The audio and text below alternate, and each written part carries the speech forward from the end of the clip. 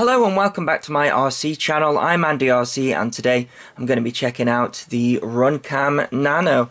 Now this seems to be a new product from RunCam and there doesn't seem to be a website or link for it yet, so RunCam have sent this to me directly, so thanks to them. They are just outputting so much stuff at the moment, which I think is a fantastic thing. So this is a nano CMOS camera, which I think is unusual from RunCam because we're used to seeing CCD cameras from them apart from their 16:9 offerings, which are also CMOS cameras. But I'm interested to check this one out because RunCam seems to get a better quality CMOS camera than what we are used to with these all-in-ones and also on the micro quadcopters. So this is a camera that could potentially be an upgrade for your micro if a Swift micro won't fit. So this one is smaller than the Swift micro, so I have got a Swift micro here to compare the size.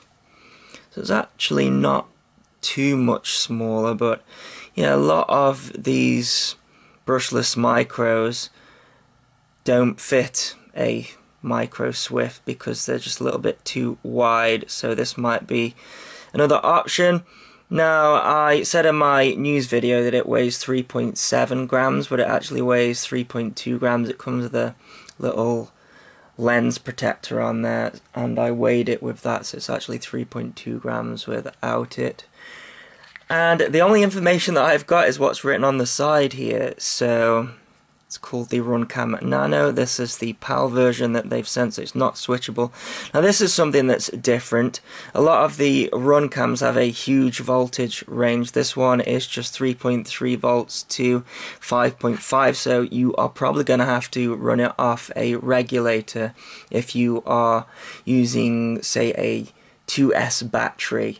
So I could probably run this off the regulator of the flight controller. In fact, that's what I'm going to do in today's test.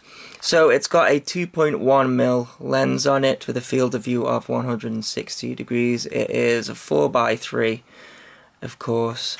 And you only get one other thing in here. I think this is interesting. It's also important. Can you see we've got a spare ring that is being given? And I've only found this out recently. You see these rings here on the lens? They break incredibly easily. It's a weakness of these cameras. In fact, this one is broken here, I think, if I just show you. So maybe a potential weakness with these tiny Swift cameras.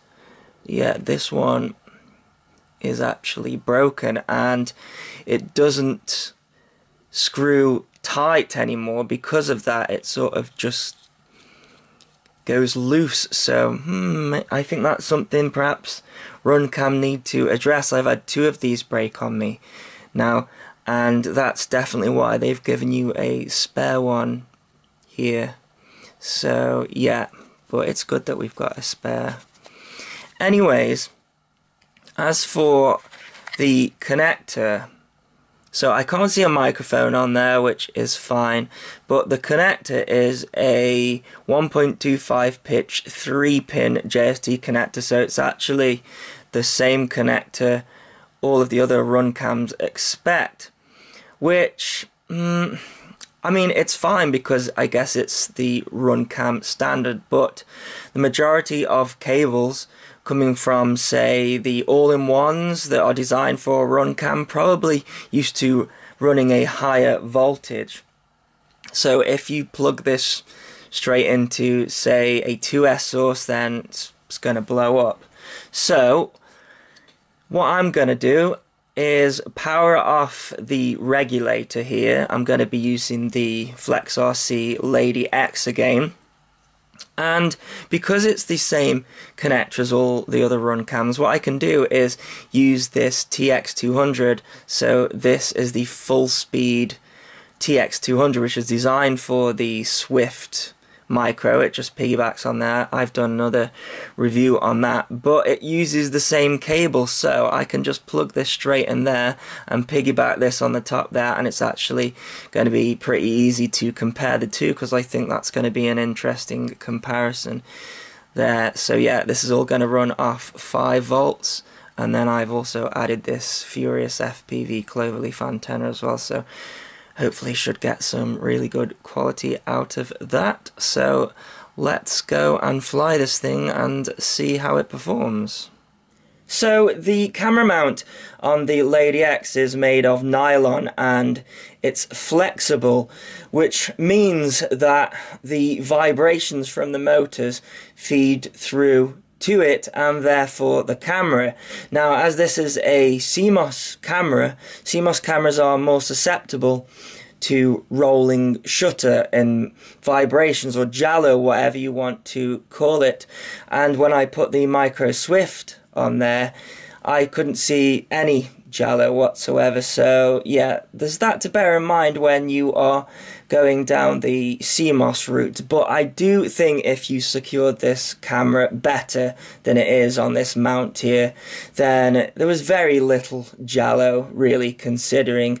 And I was also flying in ex-hurricane winds here. It's actually 25 mile per hour winds here, and if this was a fixed wing model, it would have been a no-fly day. But I really have to explain to you that it was 25 mile per hour winds here, because flight controllers and PIDs are just so good you can't tell. Now, I do think this camera is an upgrade if you've got one of the very cheap CMOS cameras that come with a lot of RTF models. Then for me, this is a clear benefit. The picture is clearer. It deals with dynamic range very well. If you compare it to the Swift Micro, you can just see that it does take a little while to adjust, but I'm pointing it right into the sun there. Sun's on the horizon here, and I thought it did very well, honestly. So I don't have any footage of the Swift 2 taken on this day, but one thing that I did notice from my Swift 2 footage is that there's definitely less issues with dynamic range. So you can see the clouds all the time, you can pretty much see everything that's in the picture all the time, whereas with the CMOS camera, sort of if you look at the sky now, it's kind of washed out, but importantly it is highlighting the ground, which is what you want with an FPV camera. So again, I have to really applaud RunCam and what they're doing. I think it is fantastic. I think it's great that we have so many options, because we have so many different configurations that we want to fly. And yeah, I like it. So I'll put a link in the description when I can, because there is no link at the date of making this video, and I'll leave you with some flying. So as always, thanks so much for watching. Please continue to subscribe. Cheers.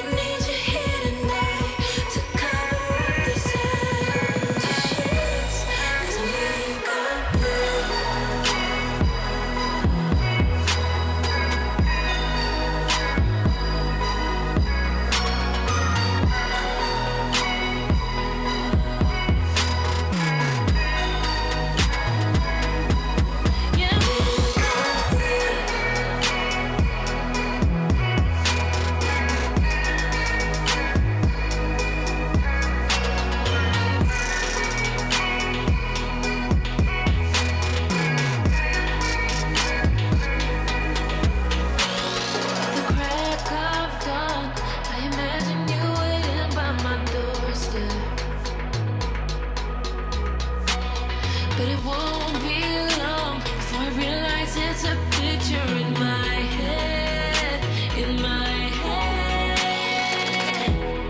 And I know they're just fragments of a world where you're